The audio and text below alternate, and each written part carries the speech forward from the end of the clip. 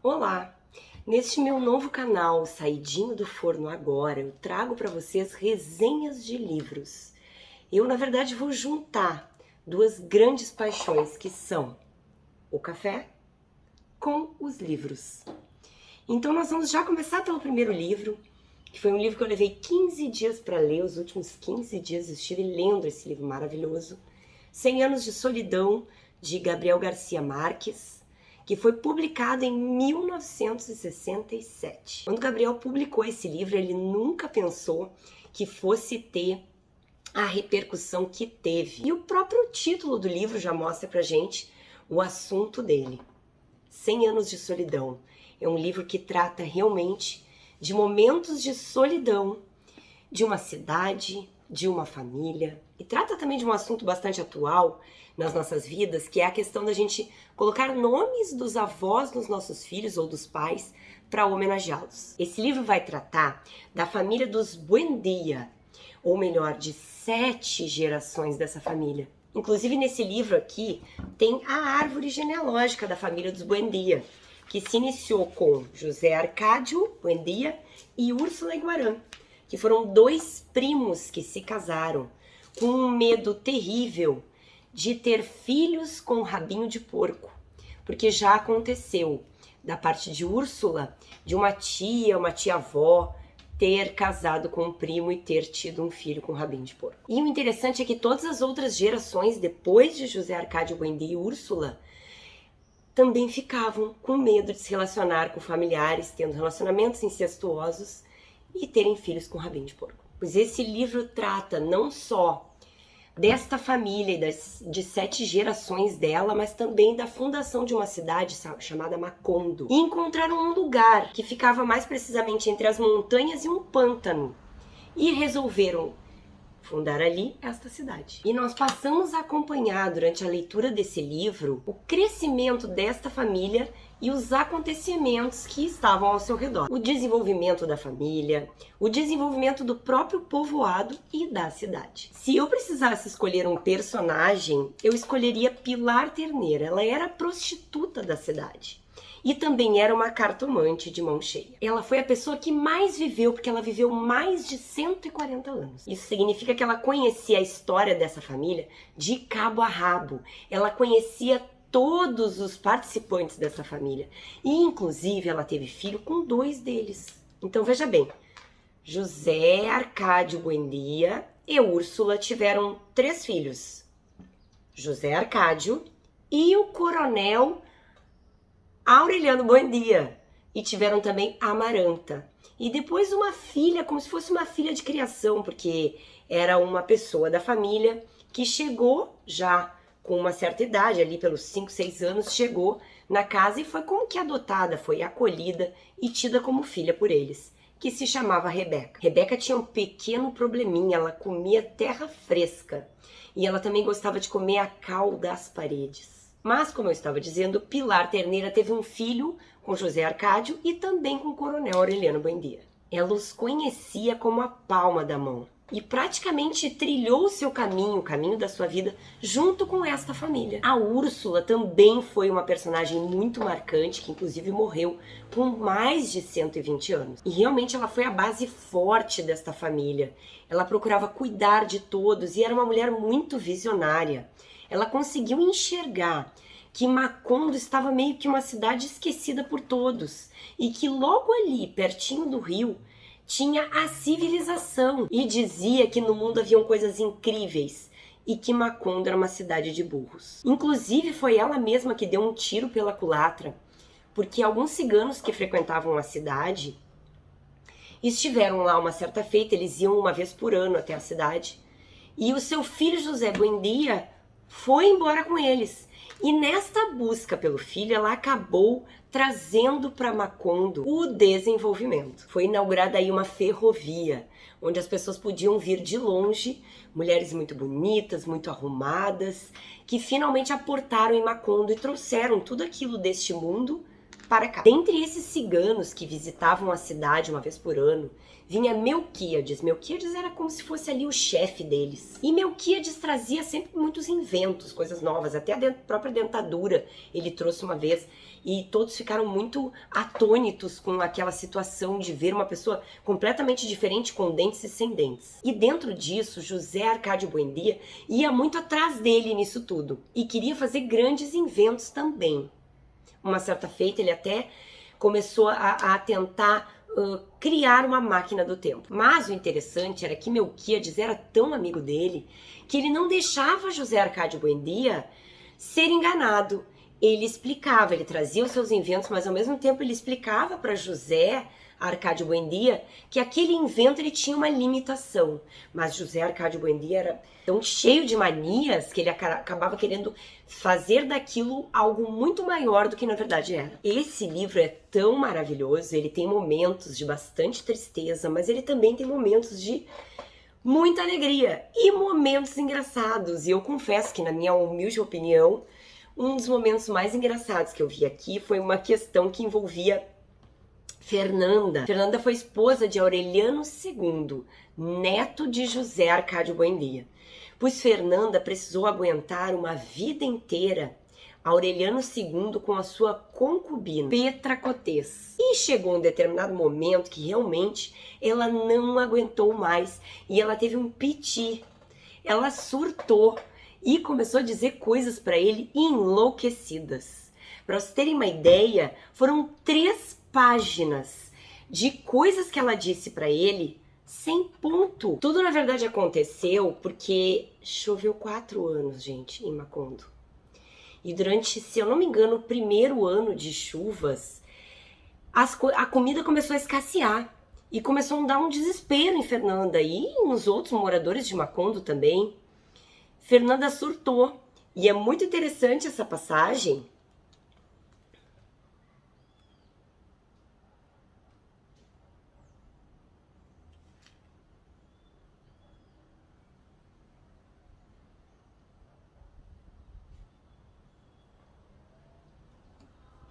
E inclusive eu vou ler um pedacinho, pelo menos o início, porque ela não teve uma pausa, não teve um ponto. Ela saiu falando desesperadamente, querendo colocar tudo para fora que durante anos ela guardou dentro do coração dela. Então ela começa ali, fala algumas coisas. Depois Fernanda, que passeava pela casa inteira, lamentando ter sido educada como uma rainha para acabar como mucama numa casa de loucos. Com um marido folgazão e idólatra libertino que se deitava de barriga para cima esperando que chovessem pães do céu, enquanto ela destroncava os rins tratando de manter flutuando um lar que só se mantinha de pé com alfinetes, onde havia tanta coisa a ser feita, tanta a ser suportada e corrigida, desde que Deus amanhecia até a hora de dormir, e que chegava na cama com os olhos cheios de pó de vidro, e no entanto ninguém nunca tinha lhe dado um bom dia, Fernanda, como passou a noite, Fernanda, e por aí vai. Vocês não têm noção, é muita coisa. São 3, quase 4 páginas, sem nenhum ponto, com reclamações incríveis. E aí ela foi indo, para que depois viesse o coronel Aureliano Buendia, que em paz descanse, e tivesse o atrevimento de perguntar com seu humor de fel de maçom de onde ela tinha merecido aquele privilégio e se ela cagava merda ou bromélias celestiais. Imaginem só com essas palavras. E para que Renata, sua própria filha, e blá blá blá, e ela ficou desnorteada. E mais ainda, ao contrário dela, que era uma dama no palácio, ou na pocilga, na mesa ou na cama, uma dama com berço, temente a Deus, obediente às suas leis e submissa aos seus desígnios, e com quem não se podia fazer, é claro, as piruetas e safadezas de mulher à toa que fazia com a outra, e o problema dela era a Petra Cotês. Ela ficava desesperada, ela surtou, porque ela passou anos da vida dela dividindo esse homem que ela amava com uma outra pessoa. Eram as malas de Aureliano II. Leva as malas do Aureliano para a casa de Petra. Devolve as malas do Aureliano para a casa de Fernanda. Petra Cotês foi uma mulher, ela era concubina dele e ela era prostituta. Mas ela aguentava com firmeza até o fim. E, inclusive, no fim da vida dela, ela sustentou Fernanda e muitas vezes deixava de comer para que Fernanda não precisasse ficar sem alimento. Na minha opinião, esta foi uma das passagens mais engraçadas desse livro. Muitas coisas extraordinárias aconteciam, e não é à toa que este era um romance considerado o grande marco do realismo mágico na América Latina. Isso porque as histórias absurdas tinham um quê de realidade. E ele também tinha histórias extremamente fantasiosas, como no caso da Remédios, a Bela. E eu digo isso porque existiram alguns remédios durante essas gerações. Ela era tão bela que ela simplesmente não era desse mundo. E ela acabou morrendo, sabe como? Ascensionando aos céus. Remédios, a Bela subiu de corpo e tudo. Durante ali, elas estavam estendendo uns lençóis e acabou que ela se juntou com aquele vento e aqueles lençóis e foi-se embora. Fernanda, naquela ocasião, até uma parte muito engraçada também, ela ficou braba por causa dos lençóis durante muito tempo. É importante a gente falar também um pouco mais sobre os ciganos e sobre Melquíades. Eles ficaram tão amigos, ele e José Arcádio Buendia e Úrsula também, que a própria Úrsula construiu para ele um quarto que ficava próximo ao laboratório de Aureliano Buendia. E Melquíades, depois que ficou mais velho, ele não ia até a sala jamais. O último lugar que ele ia ao sair ali do seu quarto era dar uma passada no laboratório de Aureliano. Este foi o primeiro enterro de Macondo. Melquíades foi o primeiro a morrer. Apesar de não ter sido da família, ele era considerado como se fosse, porque inclusive depois do falecimento dele, o quarto dele foi fechado e ali ficavam todas as coisas, que ele também era alquimista, fazia lá as suas misturas, ficaram as suas coisas e os seus pergaminhos, onde ele escrevia muito. E é importante mencionar esses pergaminhos porque eles têm uma importância que ao final, sem dar spoiler, gente, estarão aqui presentes. É bom frisar que o Melquíades, ele ficou um tempo desaparecido e todo mundo achou que ele tinha morrido. E repentinamente ele surge novamente e vive mais alguns bons anos. Sabe que é bom a gente falar que esse livro trata da ascensão e queda da cidade de Buendia e também desta família. Inicialmente, Macondo era uma utopia. Todos viviam muito em paz, era tudo tranquilo.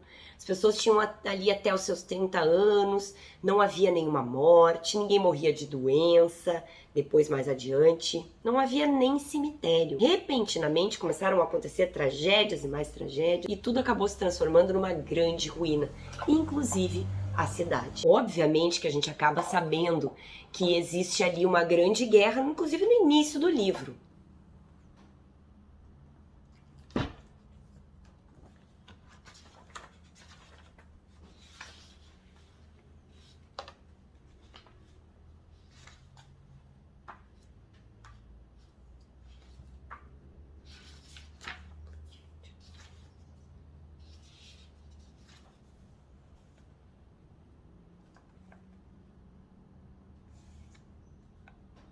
Por que 29?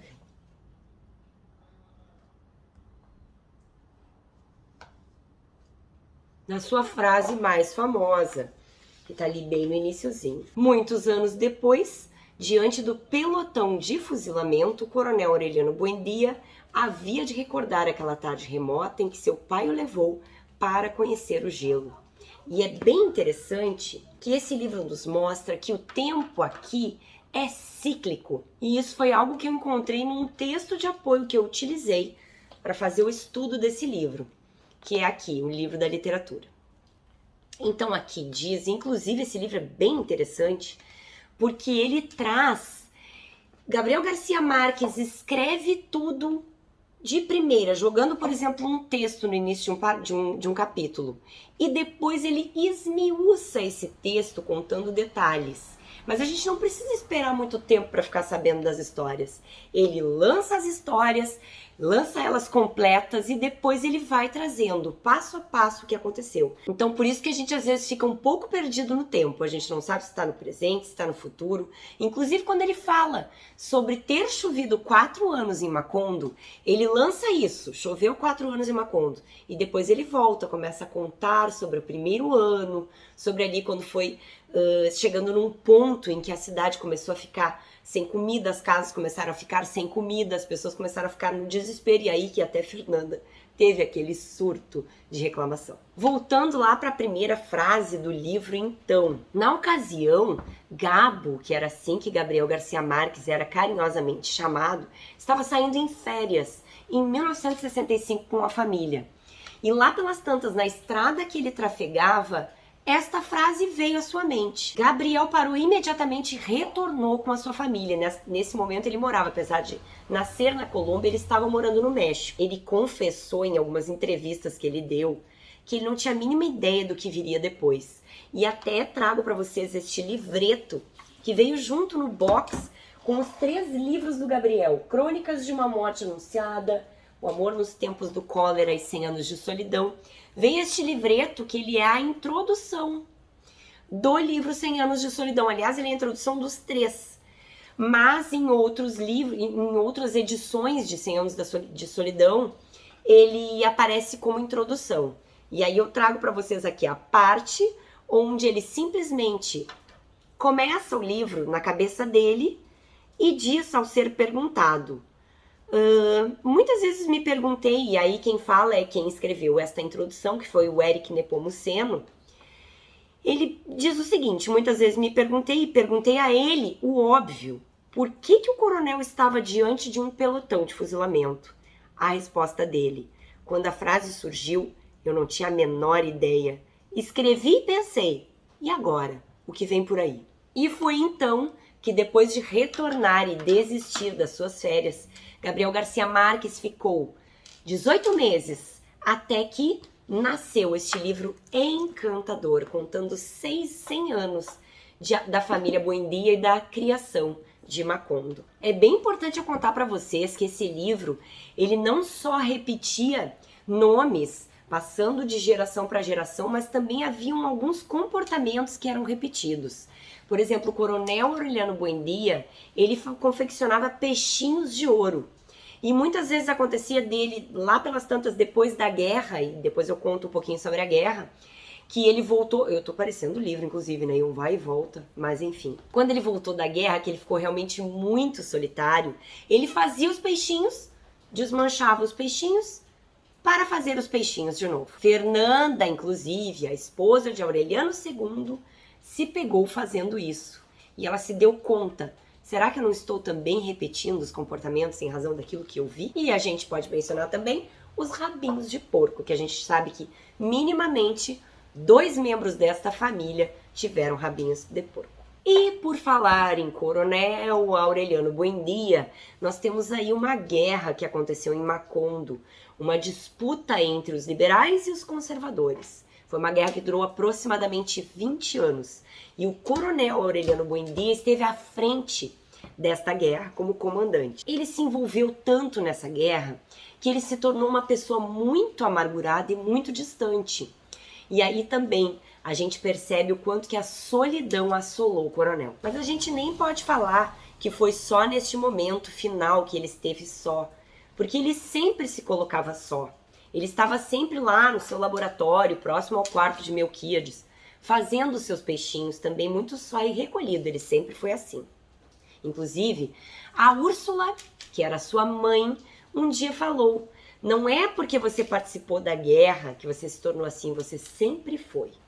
Mães sabem, né? Também outra situação bem marcante foi o massacre dos trabalhadores das bananeiras, que se chamou Massacre das Bananeiras. Isso, na verdade, foi um acontecimento que é verdadeiro. Este foi um fato real que Gabriel Garcia Marques trouxe em forma de ficção para o seu livro. Foi uma greve que os trabalhadores da lavoura de bananas criaram em razão das explorações que estavam acontecendo pelos gringos, que foram ali para explorar esta questão da produção de bananas. É inevitável, gente, que a gente traga spoiler do livro, mas para mim, como eu sou uma pessoa que eu não me importo de assistir vídeos e de realmente receber dicas de outras pessoas acerca de livros bons, que me tragam spoiler, não tem problema, depois eu leio, porque pelos nossos olhos sempre vai ser diferente. Nunca duas pessoas nesse mundo vão ler um livro e entender da mesma maneira e gostar da mesma maneira. Sempre uma vai gostar um pouco mais que a outra. E tá tudo bem. Aí vem então mais uma parte engraçada desse livro. Vários foram os relacionamentos incestuosos, como eu já contei pra vocês, de primos, tio e sobrinho. Várias também eram as preocupações com as gerações vindouras, se teriam rabo de porco ou não. E talvez isso foi algo que freou um pouco das pessoas entrarem nessas relações incestuosas. Nós temos lá Arcádio, filho de José Arcádio, com a sua concubina. Ele simplesmente se apaixonou pela tia Amaranta, que foi alguém que ajudou na sua criação. Praticamente criou. Estava lá Arcádio na guerra também, quando ele ouviu uma história. Ele passou o tempo todo fugindo das lembranças de Amaranta e também da vontade incrível de estar com ela. A história era de um homem que se casou com uma prima, cujo filho acabou sendo o avô de si mesmo. Vou ler para vocês. Desesperado então com essa notícia, né, que existia uma história parecida com a dele, ele resolveu fazer uma pergunta. Então a gente pode casar com uma tia? Perguntou ele assombrado. Não só pode, respondeu o soldado, como estamos fazendo esta guerra contra os padres para que a gente possa casar até com a própria mãe. Veja bem o desespero. E foi por isso que então Arcádio correu de volta para casa. Mas chegando lá, a Amaranta não teve jeito, ela tinha muito medo de ter filhos com rabinhos de porco. E também pensando na questão de que esta relação era incestuosa e ele era seu sobrinho, ela tinha, talvez, penso eu aqui, que ela tinha um pouco de vergonha do resto da família. Então ela afastou de vez Arcádio da vida dela. A Amaranta era uma eterna solitária.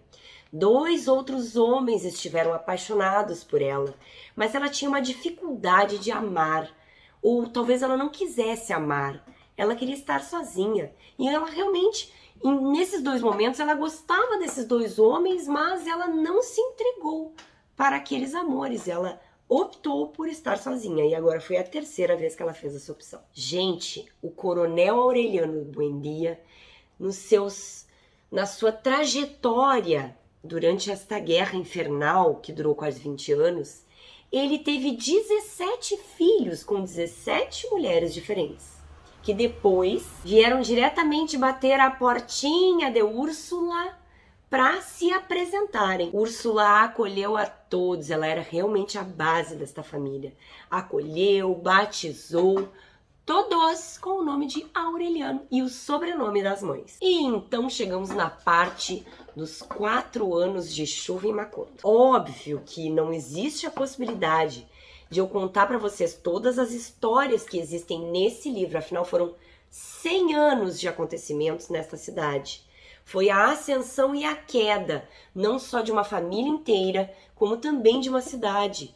Então é impossível, numa resenha aí que vai durar talvez 30 minutos ou um pouco mais, contar todas as histórias. Então eu pontuei as partes mais importantes, mais significativas para mim. Durante essa chuva, os habitantes de Macondo deixaram as suas vidas em stand-by. Eles simplesmente pararam tudo. E inclusive eles mencionavam que uma dizia que só ia morrer quando estiasse, a outra que só iria sair da casa quando estiasse, e deixaram as suas vidas paradas completamente. E não só as vidas pararam, mas como os alimentos também estragaram, as plantações estragaram, os animais foram morrendo e apodrecendo pelos campos. E este foi o momento realmente que Macondo começou a se terminar. E os habitantes da cidade e a família Buendia foram ficando cada vez mais solitários. E então eu digo agora para vocês, é agora o momento da gente finalizar o livro. Então quem não tiver interesse em ver o final do livro, não quiser esse spoiler, pode dar tchauzinho agora. E eu fico agora então com o pessoal que quer ir até o fim do livro. Pois então o último casal com relacionamento incestuoso foi a Amaranta Úrsula e seu sobrinho Aureliano. Ela era filha de Aureliano II e ele filho de Meme. Dá uma espiadinha lá na árvore genealógica e percebe onde é que eles estão. Um é da 4ª geração e o outro da 5ª. O diferencial deste casal é que eles simplesmente não sabiam disso. Eis que o medo que pairava nos corações dos Buendia se concretizou após mais de 7 gerações, pois o último membro da família que morreu ainda bebezinho tinha seu rabinho de porco. E após a morte trágica e horrorosa de Amaranta Úrsula, após dar à luz ao pequeno Aureliano, finalmente o seu pai, também Aureliano, conseguiu desvendar os mistérios dos pergaminhos de Melquíades. Na verdade, Aureliano, ele não saiu para estudar, ele era proibido de sair de casa por Úrsula e Fernanda, mas mais por Fernanda. Fernanda mantinha ele trancado no quarto de Melquíades, inclusive no início da idade, quando ainda era tenra, idade muito tenra ainda da Amaranta Úrsula. Ela conheceu Aureliano numa das vezes que ele deu uma saidinha do quarto onde eles começaram aí a brincar e se conheceram. Mas ele era mantido trancado dentro do quarto onde vivia Melquíades. Então ele era proibido, inclusive, de frequentar a escola. Ele aprendia coisas através das enciclopédias e dos pergaminhos. E lá pelas tantas, ele se deu conta de que os pergaminhos que eram escritos em sânscrito traziam alguma história de extrema importância.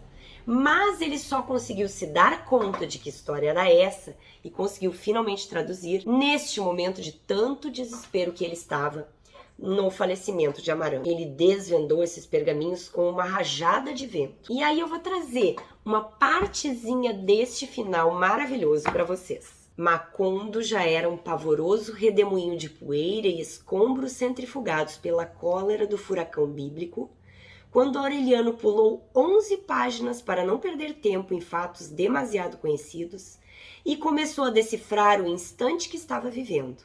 E seguiu, decifrando conforme vivia esse instante, profetizando a si mesmo no ato de decifrar a última página, como se estivesse se vendo num espelho falado. Então, deu outro salto para se antecipar às predições e averiguar a data e as circunstâncias de sua morte. Porém, antes de chegar ao verso final, já havia compreendido que não sairia jamais daquele quarto, pois estava previsto que a cidade dos espelhos seria arrasada pelo vento e desterrada da memória dos homens no instante em que Aureliano Babilônia, que era assim que ele se chamava, em razão de seu pai, que era Maurício Babilônia, acabasse de decifrar os pergaminhos, e que tudo que estava escrito neles era irrepetível desde sempre e para sempre, porque as estirpes condenadas a 100 anos de solidão não tinham uma segunda chance sobre a terra. Então, gente, vocês percebem que dizia ali nos pergaminhos a história toda. Desde a fundação de Macondo, daquele povo que foi para lá, para aquela cidade, desde a ascensão desta família, a queda desta família e o término de tudo. Ele, inclusive, conseguiu perceber no final do pergaminho a sua morte. Espero que vocês tenham gostado desse vídeo. Ele é principalmente para as pessoas que estão realmente interessadas em conhecer a história dos 100 anos de solidão. Mas eu te convido a escolher ali uma edição, talvez seja essa linda que é minha, que é a minha, ou qualquer outra, para que você tire as suas conclusões. Porque só lendo é que nós podemos tirar as nossas conclusões. Um beijo e até o próximo vídeo.